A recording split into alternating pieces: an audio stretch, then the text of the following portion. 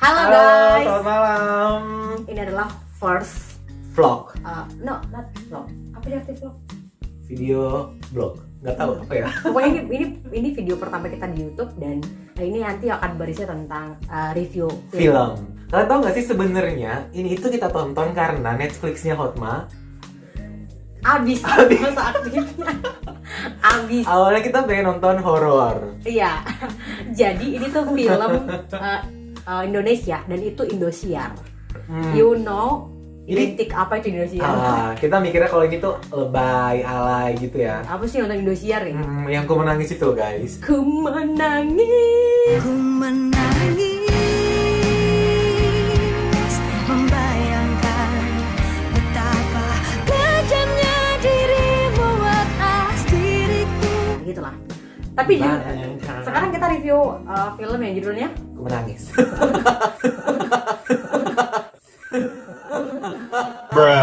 Kok aku menangis sih? Judulnya Suara Hati Istri. Ini season 1. Judulnya kayak gini. Ternyata aku hanya istri sementara. Teman-teman, kalau dari judulnya teman-teman tahu nggak ini cerita tentang apa? Nggak tahu lah ya. Hanya istri sementara berarti pasti tentang perselingkuhan. Sementara katanya. Benar, sementara. Sementara artinya ada hal-hal lain yang merampas apa perhatian kita. Yang seharusnya menjadi tidak sementara. Oke, ini tentang apa? Oke, judulnya tadi itu ya. Oke, fix pertama judulnya adalah Ternyata Aku Hanya Istri Sementara. Dan ini kita tonton di dalam keadaan tidak direncanakan. Kita review sesuai dengan iman kita gitu loh guys. Dan ini ini berdasarkan pendapat kita masing-masing. Karena kan lu sama gue kan beda pendapat ya. Iya. Maaf sebelumnya guys. Sorry Bang Jago. Sorry Bang Jago. Mereka ini sepasang suami istri yang suaminya itu sebelumnya sudah Direbut. Jadi Jadi mungkin kayak gini lah ya. Misalnya aku nikah sama dia. Nah sebelumnya aku nikah sama dia, ternyata aku udah menikah dengan ini. Iya, aku menikah dengan itu. Kok enggak? Aku. Oh, lu yang nikah. Laki-laki. Ya, aku nikah sama dia. Aku ini ngerebut suaminya. Aku merebut dia dari sini gitu loh. Dan akhirnya dia pergi. Dan sekarang aku menikah sama dia, datang lagi si ini Yes. orang ke Ini nggak tahu orang ketiga, orang keberapa lah. orang Itulah ketiga. pokoknya ya. Iya. Orang kesekian. Ngerti alurnya? Ngerti lah. Si suamiku ini punya mama. Ini mamanya. Iya. So, ini bertuaku. Oke. Jadi di dalam perjalanannya itu aku menikah sama dia, tetapi datanglah kemudian si ini. Nah akhirnya aku pacaran sama ini dengan kondisi aku udah punya istri, kayak gitu. Dan akhirnya sebagai seorang istri pasti dia nggak setuju dong ya kayak gitu. Nah kemudian di dalam perjalanannya itu istriku ini hamil. Tapi ingetin dulu kalau waktu aku hamil Itu hamil yang pertama. aku itu udah tahu kalau dia ini Punya pacar. dan udah dibawa ke rumah. Bayangin aja mereka pacaran dalam rumah, gimana tuh rasanya? Dan video call dong. Terus istrinya ngeliat gitu. Kok kita jadi spoiler sih? Pokoknya alurnya seperti itu. Iya. Nah akhirnya keguguran untuk yang pertama kali. Kita juga nggak ngerti ya. Terus Katanya sebenarnya kata dokternya itu karena dia stres. iya, stres lah orang. Gimana seorang perempuan yang hamil terus lihat suaminya di depan mata pacaran, terus dia nangis-nangis. Dan waktu itu mertuanya menyetujui dan malah bilang kayak aduh ngapain sih repot selagi suamimu malah Menafkahi ya. kayak gitu, suamimu menafkahi, memberikan ini dan segala macam, it's okay fine kayak gitu. Nah akhirnya di dalam masa itu 2 bulan kemudian istrinya hamil lagi. Jadi kita bingung. Ini kita bingung ya. Kenapa kenapa perempuan itu masih bisa hamil sedangkan Ketahuan selingkuh? Itulah mungkin ya dapur rumah tangga, kita nggak tahu ya. Ada Bumbu rahasia. Iya. Yang nggak bisa Iya, dikasih tahu. iya. Nah akhirnya dalam perjalanannya itu istrinya ini hamil dan fine aja. Tapi ada poin penting yang harus diingat. Jadi waktu si orang ketiga ini datang, kan gue kan marah-marah sama dia ya, karena dia ngerebut laki ya. Terus dia bilang apa coba? Bukan dia. Suamiku bilang apa coba? Bilang kayak gini. Kamu lupa kalau dulu aku pun menikah sama ini waktu ada si istrinya, istri sahnya. jadi ya nggak apa-apa gitu loh. Tapi sebenarnya waktu itu kami ini dijodohkan karena kami ini nikah karena dijodohkan, jadi nggak saling cinta. Nah akhirnya ketemulah aku dengan pasanganku yang sekarang dengan alasan cinta. Cinta. Kayak gitu. Tapi ketika itu si perempuan ini dia tidak gimana ya? Masih Takut. takut karena dia sadar ada istrinya. Kayak gitu. Tetapi suaminya ini bersikeras dan akhirnya memutuskan untuk bercerai. Dan karena aku hanya mengandalkan cinta tadi, ya aku mau aja nikah sama dia. Padahal aku juga sebelumnya berpikir, aku ini pelakor ya kayak gitu. Udah sadar sih sebenarnya aku ini pelakor nggak sih? Tapi karena si suaminya ini dan karena mendukung support, iya nggak apa-apa kayak gitu. akhirnya Aku akan cerai. menceraikan dia, akhirnya aku cerai dengan ini. Oke, setelah ini selesai maka aku berlanjut dengan ini.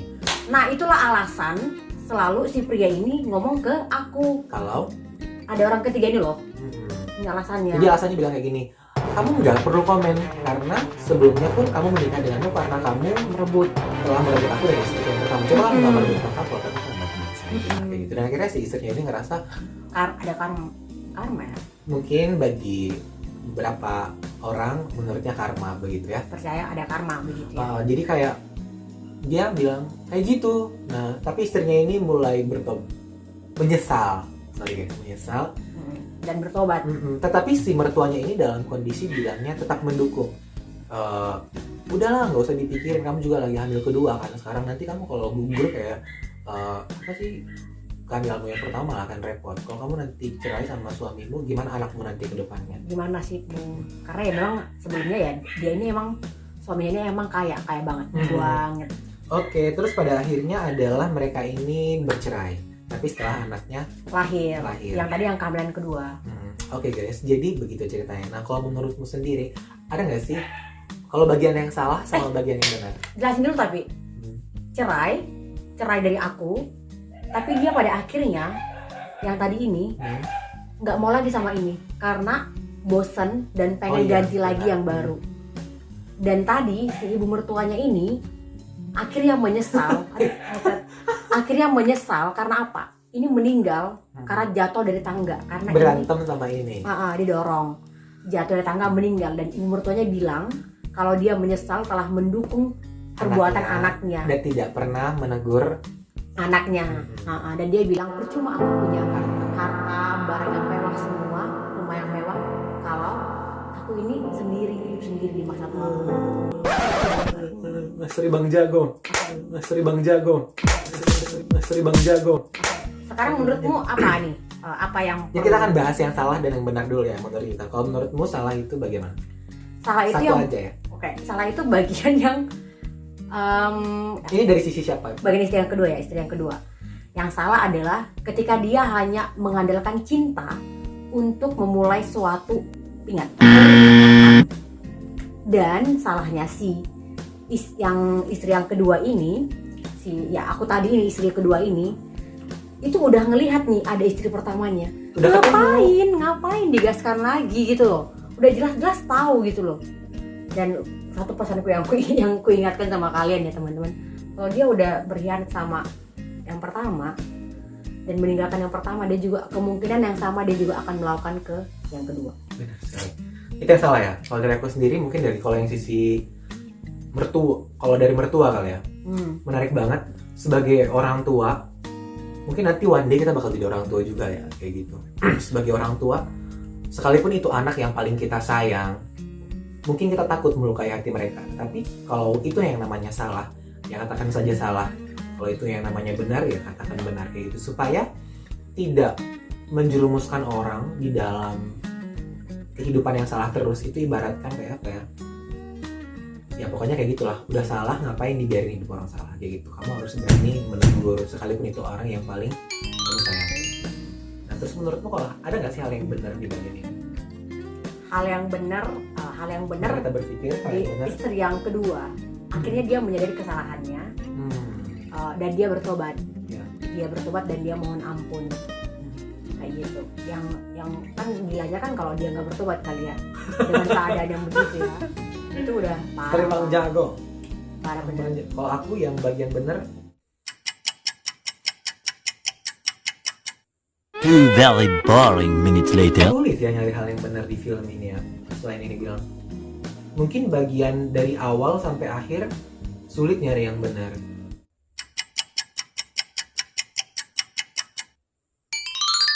Tapi mungkin ya kayak gini sih, waktu mertuanya bilang adalah Yang kamu harus tetap mempertahankan pernikahannya.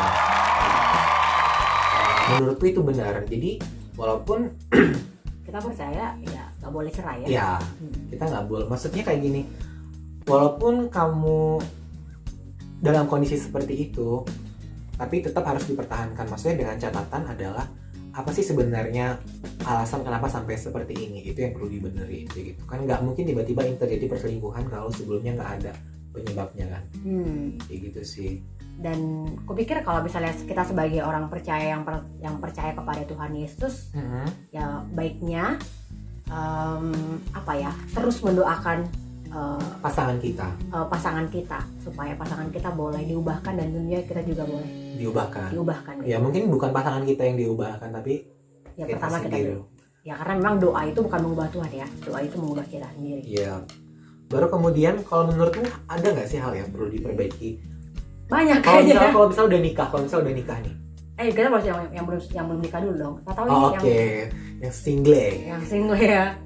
Yang pertama mungkin yang belum nikah ya. Yang pertama ya, pasangan hidup dan pernikahan adalah menentukan pasangan hidup adalah keputusan kedua setelah kamu menerima Kristus. Setuju. Terus pernikahan itu jangan bilang pernikahan datang itu adalah masalah selesai. Justru dari banyak orang yang aku dengar yang sudah menikah, ya pernikahan adalah awal dari segala masalah. Tapi ini yang selalu aku ingat ya. Gimana kalau misalnya kamu nikah dengan orang yang salah, kamu dikasih jatah umur 80 tahun, terus kamu nikah umur 30 tahun, bayangkan aja kamu nikah Jadi dengan 50 ya? orang yang salah dan kamu hidup dengan orang yang salah selama 50 tahun. Tiap pagi kamu akan melihat mukanya yang menyebalkan, guys. Wow. Bener nggak? Betul nggak? Kalau aku yang perlu diperbaiki, ini mungkin dalam proses berpacaran ya, atau mungkin pas lagi milih pacar kalau lagi single. Kalau misalnya kamu tahu bahwa relasimu saat itu atau pacaranmu saat itu udah nggak bener, Nggak sehat. hentikan kayak gitu. Mungkin kamu bukan selingkuhannya, tapi kalau misalnya ada hal-hal yang udah yang seperti misalnya kalau contoh sekarang kehidupan seksual itu baik kayak gitu, tapi itu hanya diperuntukkan untuk menikah. Tapi ketika kamu melakukan relasi seksual, maksudnya berhubungan seksual ketika dalam masa berpacaran, ya itu hentikan kayak gitu. Nggak ada yang namanya tobat Kompromi. itu ya kompromi, satu tidak ada yang mau kompromi, dan kemudian tobat itu tuh nggak kenal usia. Sekalipun udah terjerumus ke jauh-jauh sekali, bertobatlah kayak gitu, hentikan itu, Tuhan pasti akan terima kayak gitu. Karena setiap orang nggak ada yang namanya luput dari kesalahan ya, walaupun mungkin akan ada orang-orang yang tidak terima dengan apa yang sudah kamu lakukan begitu. Tapi percayalah bahwa Kristus selalu menerima kita, dan ya udah nggak boleh lagi gitu loh, karena kita sadar kan itu. Kalau misalnya warningnya ada nggak sih? Warningnya tadi kayaknya aku udah kasih warning ya, tadi ya satu ya. Terus yang kedua mungkin warningnya adalah jangan menikah hanya karena cinta. Lu pikir dengan cinta bisa hidup ya? Maksudnya aku gini, memang semuanya didasarkan dengan cinta ya. Tapi ingat, kadang-kadang kalau kita jatuh cinta itu logika nggak dipakai. Perasaan terus yang main, logika itu nggak dipakai. Hei bangun. Dia udah cinta sama aku, kayak sampai lupa. Tapi biasanya kayak gitu nggak sih? Sampai lupa dengan sisi terburuk-buruknya gitu. Tapi kupikir sama kayak yang menghubungkan yang bilang tadi, kalau berpacaran doakan dengan baik begitu ya. Tanya nih, apa sih yang Tuhan mau gitu loh. Jangan hanya mengandalkan logikamu saja kayak gitu. Kalau Tuhan bilang ya sudah, walaupun kamu udah cinta sebesar gunung agung sana, terus ternyata Tuhan bilang enggak. Gunung Agung itu di Bali ya guys, mungkin tamannya. Terus ternyata Tuhan bilang enggak, ya jangan digaskan.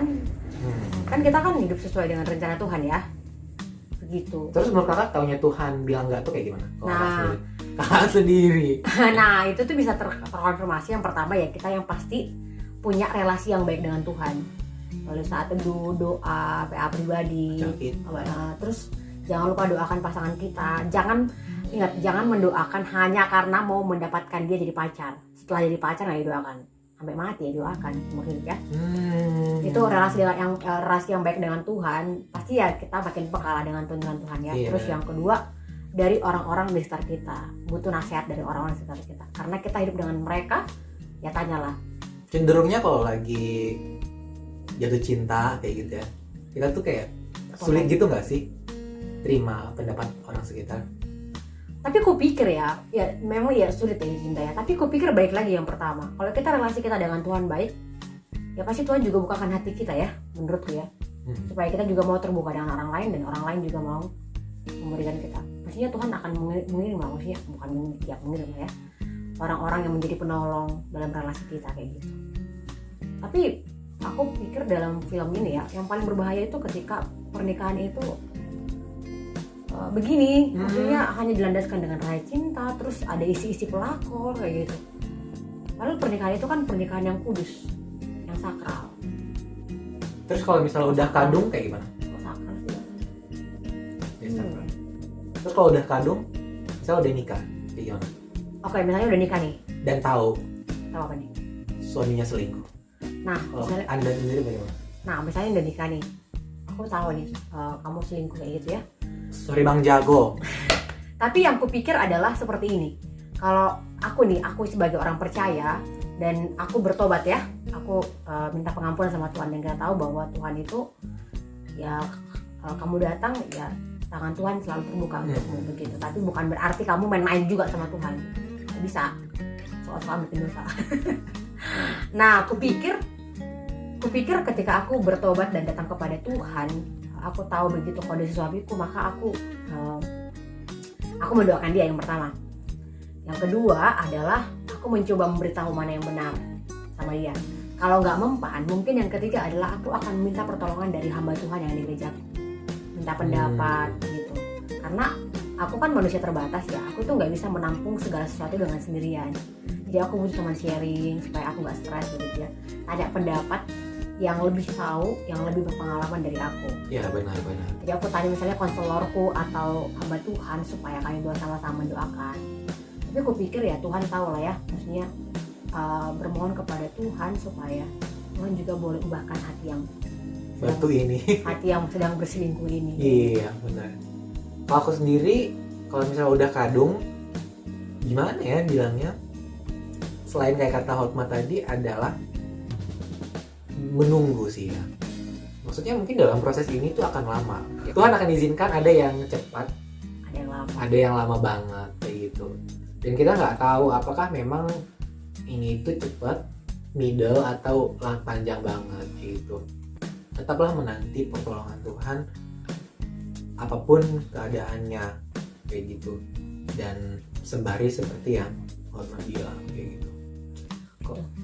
Kalau aku warning, kalau misalnya selagi dalam proses berapa, mungkin Hotma karena udah punya pacar ya, aku single ya, as a single. Kalau misalnya udah punya PDKT-an kayak gitu, belajarlah untuk saling terbuka. Misalnya kamu udah tahu kan rusak kayak gitu, kamu terbuka kan kerusakanmu, sama-sama komitmen untuk menyelesaikan itu. Misalnya kayak gini, aku punya pacar, terus di satu sisi aku punya selingkuhan kayak gitu, harus terbuka juga dengan keadaan itu bahwa aku memang berselingkuh kayak gitu. Tetapi ya itu tadi, dengan komitmen bahwa kamu harus berhenti untuk selingkuh kayak gitu.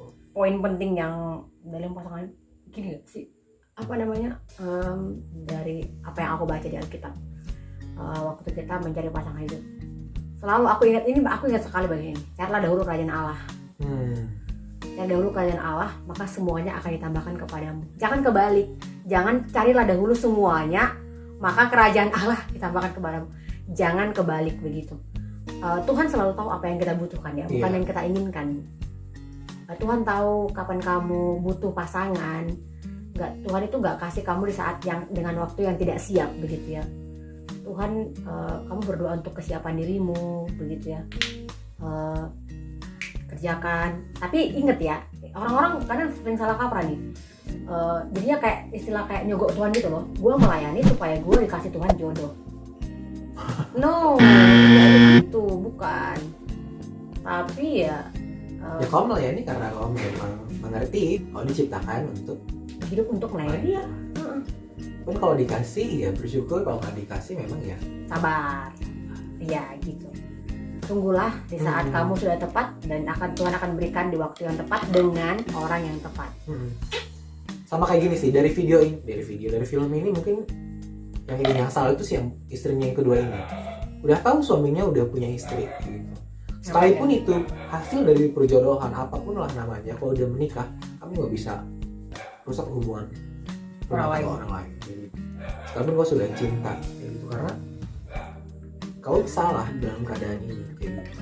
Mungkin di awal kau tidak tahu bahwa dia sudah punya istri, tapi kalau kau sudah dinyatakan dia sudah punya istri, kau mundur saja, karena itu bukan bagian. BTW lu percaya karma nggak? Secara imanku, aku nggak percaya karma kayak gitu. Karena apa? Karena kita hidup hanyalah 2 kali di dunia ini, kita hidup hanya sekali, dan nanti ya sama-sama dengan Yesus. Makanya tidak ada karma, tidak akan mempengaruhi kehidupan selanjutnya. Karena ya itu tadi yang bisa menolong kita, kalau bahasanya ke surga kayak gitu. Itu bukan karena perbuatan baik ya. Tapi warning dulu ya, maksudnya peringatan ya, bukan peringatan ya. Tapi ini for your information bahwa kita ini orang awam. Maksudnya orang awam yang nggak pinter banget bagaimana menafsir Alkitab dengan baik. Tapi kita juga Sedang belajar begitu ya. Berusaha untuk terus memperbaiki diri dengan review review film Iya sih. Jadi mungkin tadi Jadi melihat dunia dengan lebih real gitu ya. Jadi mungkin tadi selama review film tadi ada kesalahan, sesuatu yang nggak sependapat sama teman-teman, bolehlah di komentar bawah ini bisa dituliskan supaya kami bisa belajar juga. Tapi ini kami berpendapat sesuai dengan kacamata kami dan sesuai dengan iman yang kami Imani. Oke, kami akan review film selanjutnya. See you. Bye bye. Sudah.